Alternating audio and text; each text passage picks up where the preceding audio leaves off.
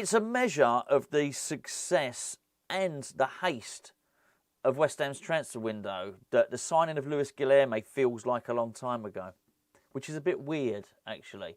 Now, I don't think it's not like the summer's sort of stretched out and seemed overly long, but I do want to make the case that the season don't start for another 10 days, 10, 11 days. Yet we've still done loads of our transfer business. Crescencio Somerville, of course, was done a few days ago. Nicolas Füllkrug was yesterday. Well, actually, pretty much Guido Rodriguez was done yesterday. Obviously, all the pictures got leaked early this morning of him signing his contract and stuff like that. Wesley Clean Sheet, Fodringham has been done as well. And, of course, Max Kilman, £40 million Max Kilman. To do that is very un-West Ham-like. To get so many deals done before a ball has been kicked is incredible. It really is. Not only do we normally do transfer business once the season has started, we're often left wondering on transfer deadline day if anything's going to happen, right? So I think we've done really, really well. So I don't mean what I'm about to say now as any criticism of that. However, I do feel if we don't get a handle on this Wan-Bissaka stuff, then we might find ourselves being dragged into the deep end, the murky waters that basically hide away at the end of August, and we don't really want to do that. We don't want to get into a situation where we're still desperately trying to get a deal over the line, because I don't trust Manchester United, not as a club. Well, look, I can't really say anything about them at all. I just, in terms of transfer dealings, in terms of be it Harry Maguire, Scott McTominay, I made this point yesterday, Jesse Lingard, and now Wan-Bissaka, they're a tough, I think, negotiating partner to deal with, really.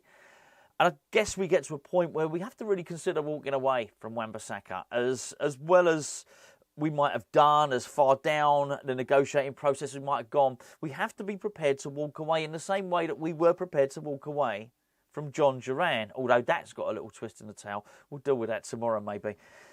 And I just think now may well be that time. Now, let me tell you as things stand, because what you've got at the moment is you've got a player whose deal is running out in 12 months' time. Excuse me, I'm telling you how to cook eggs here, but let's just establish what's going on before I give my opinion on it. His deal is running out in 12 months' time. As we hear, Wan-Bissaka doesn't really care what he does. He's due a loyalty payment because he hasn't asked for a transfer, so he thinks Manchester United should give him a loyalty payment. It's Man United that want him out so as they can make their transfers, right? But Wan-Bissaka is quite happy to extend his contract. He's also quite happy to sign a new one at Manchester United. This geezer sounds easy breezy, by the way. He knows if he leaves in 12 months' time, then he walks away on a free transfer, he gets a big signing on fee at his next club. He knows also that if he stays, he gets the loyalty payment as well, so that's quite a lot of money. Also, if he stays and signs a new deal, he gets a lot of money as well. So he's quite prepared also to move to West Ham, but I guess understandably he doesn't want to lose out on what is going to be millions and millions of pounds. So he's saying to West Ham and he's saying to Manchester United, well, look, you guys are going to have to deal with this, but I think it might be something like £3 million loyalty payment. I'll leave, but you've got to give me my loyalty payment, because I'm not asking to leave. If you want to force me out, give me that. Now, it's quite fluid and there's quite a lot of state of flux between the negotiating positions of the two clubs. So a lot of the time we hear that the wages have been agreed between the player, but the clubs can't agree the fee. But then you hear it the other way around. The clubs have agreed the fee, but the player can't agree the wages. I don't think that happens anymore. I think we've now got the most sort of concrete state of play that we've had for some time, which is Wan-Bissaka has agreed a wage to join West Ham. He wants his bonus payout, his loyalty payout from Manchester United. So what we're dealing with now is the fee.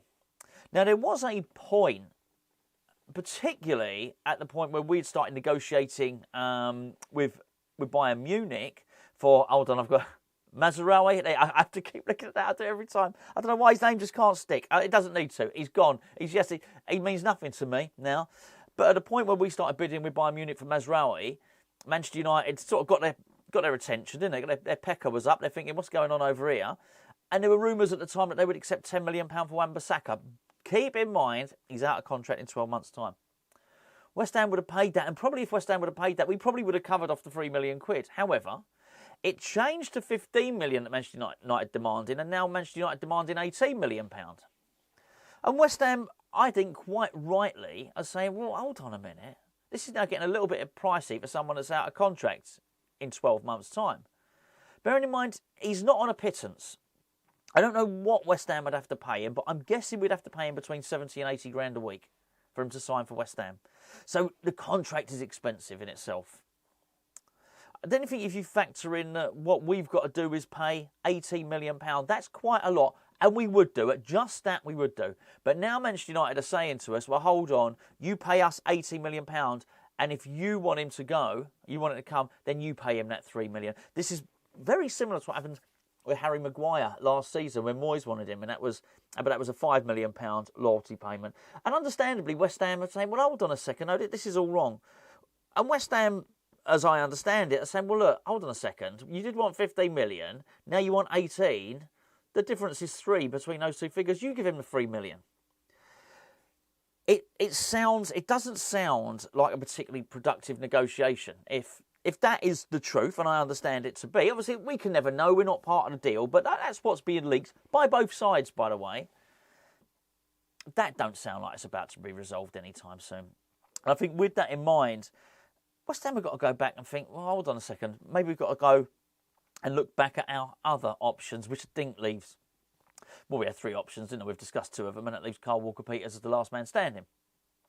We understand that Southampton were difficult to deal with, but Southampton were demanding between 20 and 25 million. Well, you know what? If that's the guy, then, and he's already agreed a deal at £70,000 a week, a lot less than Wan-Bissaka, the deals start to look quite comparable, don't they? They start to look very, very similar in money. So maybe there's a situation that could be a case to be argued for us going back and dealing with that. Now, it would mean walking away from the Wan-Bissaka deal, but I don't think we'd be letting down the player. I think in many respects, with John Duran, we've left an unhappy player there. I don't think it's our fault. I do put the blame on Aston Villa, maybe even the player himself a little bit for doing all that sort of stuff in front of the camera. But we've left an unhappy, irrespective of whose fault it is, there's an unsettled, unhappy player there. If we walked away from the Wan-Bissaka deal, we're not leaving an unsettled, unhappy player. As I say, he's easy breezy. He's happy enough to stay there. But I do feel we've got to look after ourselves, because we do have a problem at right back. We really do. And if we don't get this situation sorted, we're going to be heading into the season with very much a glaring weak spot in it. I think we've covered off midfield. I think midfield could be sorted. We look strong up front, good on the wings. Good left back is great with Emerson there. I even think even if we don't get the other central defender, that's fine as well, because I think he probably will possibly play Kilman alongside a Gerd, and I think for the time being that's probably pretty good. I think that's I don't mind that actually. I know they're both left-footed. Both like to play left-sided central defence, but I still think it's pretty good. I do think there's a massive weak spot there, though. I don't think we have that Gerd character who can go in and fill in at right back, and that's a problem. And I just think you lose points. I think we lose points if we leave this until transfer deadline day in the hope that an agreement can be reached with Manchester United. I think we leave ourselves at risk because they've got form. If you wouldn't put loads of money on this deal happening because we're dealing with Manchester United. We thought we had Maguire signed. We really did. We thought we had Jesse Lingard signed. And yes, individually, maybe you can blame Maguire. Maybe you can blame Lingard. Maybe you can blame McTominay. But it gets to a point, maybe you can blame Wan-Bissaka. It gets to a point where actually there's a common denominator here. And it actually ain't the individual players. It's Manchester United. And I think you wouldn't bet any large amounts of money on this deal getting done. In fact, if I were to paint a story and create a narrative around West Ham waiting, carry on negotiating, and we get to August the 30th or 31st or 1st of September or whatever. Yeah, there are 31 days. Anyway, excuse me there. You could absolutely buy into the story that I could paint that West Ham get to transfer deadline day and Manchester United let us down and we end up with no right back. That doesn't seem ridiculous. That's not fairy tale stuff, is it? That's not Disney. That could actually happen. And I think we're running a risk by putting ourselves in that situation. So I think we've got to perhaps make a deadline with Manchester United. We've got to say, look, we've got to play hardball. We've shown we can do it. We did it with Aston Villa. And we've got to say to them, we walk away. We're going to walk away now. Because it's going to drag us into the murky waters of the transfer window, and we don't want to do it. We get it done now. Even if we don't get it done before Celta Vigo, you've still got the right back having a week on the training pitch. This is a good thing, right? So I think this is what we've got to do. We've got to go in there. We've got the fee. We've got the price. got the price from Southampton. And it doesn't just come down to price, does it? It comes down to, we still don't know if we can get a deal between Manchester United because they keep moving the goalposts. We know we can deal with Southampton. We know that. We've done 2 deals with Flynn Downs for them, both a loan one and, of course, we did the permanent transfer. We've done a deal for James Ward-Prowse. So we know. We know we can deal with them. We probably know if they've given us a price for Kyle Walker-Peters, they're probably going to stick to it. And they're not going to muck around because we have recent examples. We have recent history of that happening. We don't have real recent history of doing good transactions with Manchester United. So I think we've got to play hardball. We've got to say to them, we're going to walk away. Do this deal now. I'll give them a deadline. This deal gets done by Thursday or it doesn't get done at all. But we have to do it and we have to mean it. And in the same way that we did it with Nicholas Fulkrug, we have to be able to say, that's it, we're done, we're walking away. It's game over. We're doing it. We're going to buy in Kyle Walker-Peters and we have to go and buy Kyle Walker-Peters. I mean, it may well be that he's better suited to the team anyway. And I suspect he might be.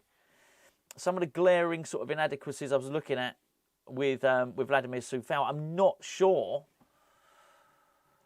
get completely fixed by Aaron Wan-Bissaka. I'm not sure he's precisely the technical guy that likes to play 1-2s, pass, move into space, that sort of stuff. That's what's going to be required. That being said, I do think he'd be better at it than Coufal. He's been working under Ten Hag, for goodness sake, so he's not been used to hoofing it all over the place, that's for sure. But that's what I'm saying. No nonsense. Draw the line. Literally draw a line in the sand and say to Manchester United, if you do not sell us Wan-Bissaka now, game over.